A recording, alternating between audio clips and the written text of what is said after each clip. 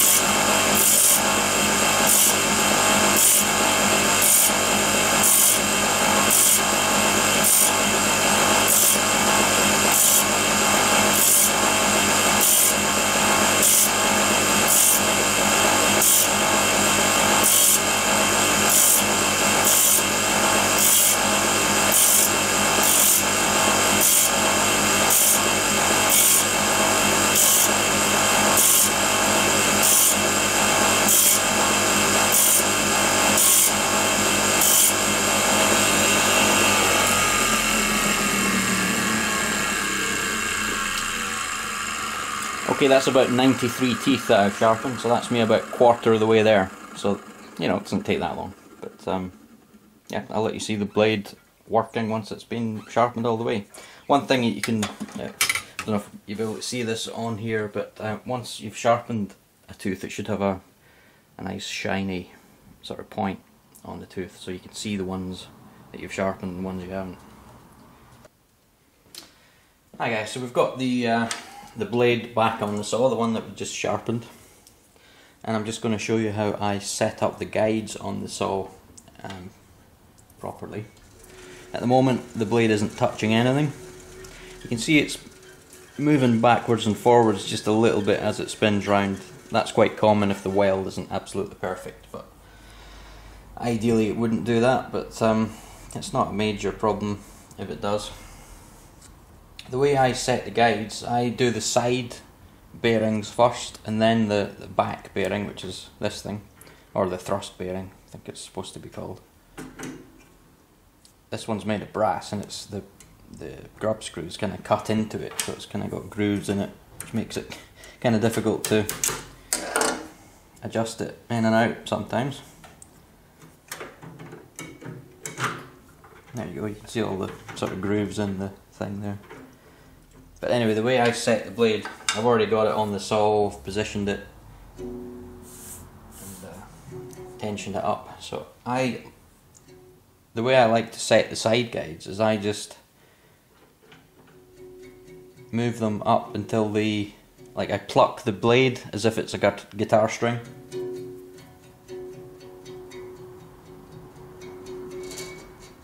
And as soon as the guide touches the blade, you can hear it vibrating, or it mutes the blade.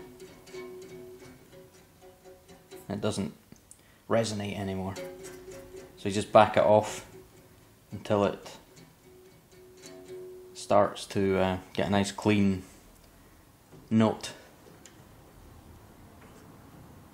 and then tighten up the locking nut and do the other side. There's a car going past now, I want you to be able to hear. Not touching, not touching. That's what happens when it touches.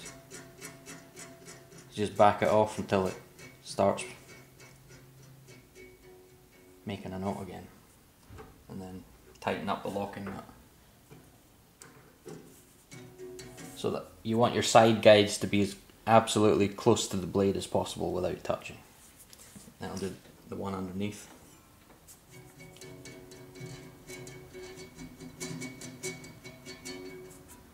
And exactly the same way.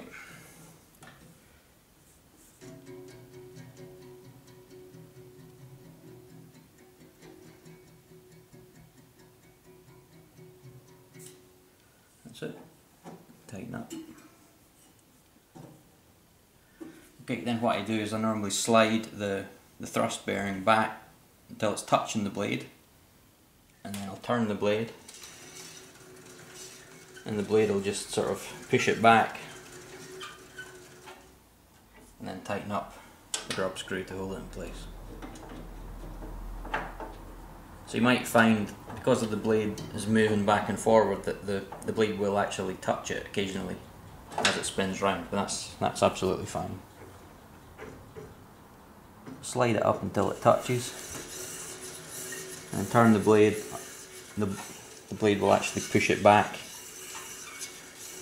You can hear it's just running against it ever so slightly. Like if I sort of apply some pressure here, it's not touching. Let that go, it just gently brushes against the back of the blade. That's absolutely fine with the upper blade guide, so just lock it in place. That should be ready to go. I broke the plastic clearance insert that came with the saw, so I've made a plywood one. It's a little bit thinner than it should be, so the work catches on here, so I need to make a better one at some point.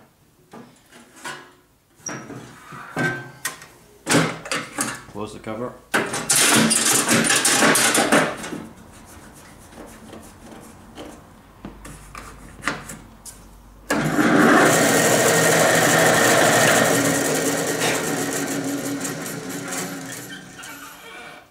Seems to be running okay.